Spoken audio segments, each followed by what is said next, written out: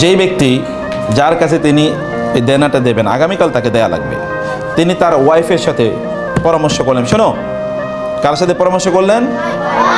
ওই ব্যক্তি তার ওয়াইফের সাথে গিয়ে পরামর্শ করলেন যে করণীয় কি, কালকে তো টাকা দিতে হবে কিন্তু আমার কাছে তো টাকা নেই। আপনার ভালো করে শুনবেন প্লিজ, আমার কাছে তো টাকা নেই, দেওয়ার উপায় কি? তখন তার স্ত্রী বললেন যে চলো তো সারা রাত আজকে কেবল দুরুদ পড়ি। কি করবো সারা রাত? আজকে দরুদ পড়বো। আল্লাহুম্মা সাল্লি আলা মুহাম্মদ আল্লাহুম্মা বারিক আলা মুহাম্মদ সাল্লাল্লাহু আলাইহি ওয়াসাল্লাম, এরকম আজকে সারা রাত দুরুদ পড়বো। তো তিনি দুরুদ পড়লেন, দুরুদ পড়তে পড়তে ঘুমিয়ে পড়েছেন,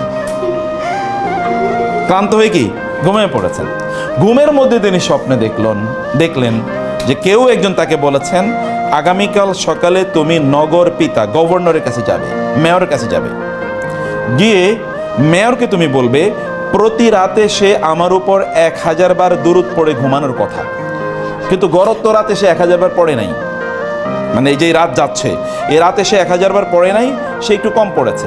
এই যে কম পড়লো এটার জন্য তার পেনাল্টি দিতে হবে, আর পেনাল্টি হলো সেই জন্য তোমাকে 1000 দেরহাম যেন তোমাকে গিফট দেয়। কত দেয়?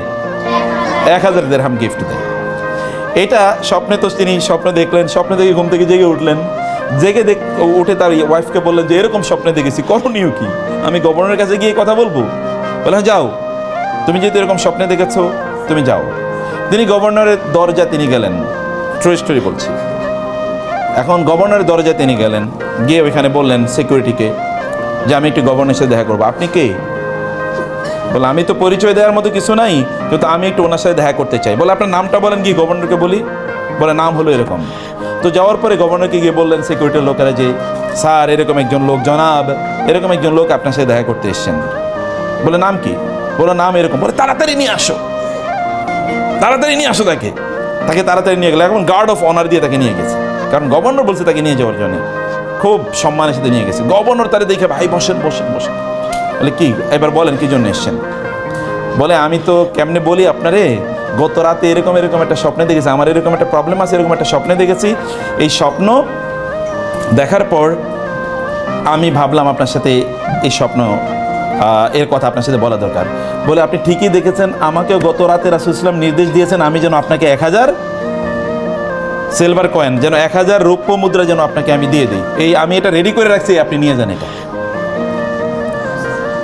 এখন উনি এটা নিয়ে আসছেন, নিয়ে আসার পর ওই যে আজকে কিন্তু অনেক দিন পর্যন্ত টাকা দেওয়ার কথা, আজকে টাকা দেওয়ার কথা, এর মধ্যে তার বিরুদ্ধে কি হয়ে গেছে? মামলা হয়ে গেছে কাজীর কাছে। কাজী মানে হচ্ছে বিচারক, কাজী মানে যিনি বিয়ে পড়ান এরকম না, কাজী মানে কি বিচারক। আমাদের দেশে এখন তো বিয়ে পড়ায় যাদেরকে তাদেরকে বলে কাজী, কিন্তু আসলে কাজীর কাজ কি? বিচার করা, এদেরকে বলা হয় কাজী। আগের যুগে কাজী মানে হচ্ছে বিচারক, এবং কাদিউল কোদাত মানে হচ্ছে চিফ জাস্টিস। বিচারকের কাছে গেলেন, বিচারক ওই যে ওই পাওনাদার কিন্তু বিচারকের কাছে গেছেন, উনিও গেছেন বিচারকের কাছে। বিচারকের কাছে যাওয়ার পরে বিচারক তাকে দাঁড়িয়ে সালাম দিয়েছেন, আসেন একটু, আসসালামু আলাইকুম। বলে কি? বলে গত রাতে রাসূল সাল্লাল্লাহু আলাইহি ওয়াসাল্লাম আমাকে নির্দেশ প্রদান করেছেন আমি যেন আপনার 500 দিরহাম দেই, কারণ আপনি বিপদ থেকে যদি আপনি মাপ না পান, আপনার এরকম একটা দেনা আছে, এই দেনা পরিশোধ করার জন্য আমি যেন 500 দিরহাম দিই। আমি টাকা নিয়ে আসি আপনার দেওয়ার জন্য, আপনার পক্ষ থেকে আমি পরিশোধ করব।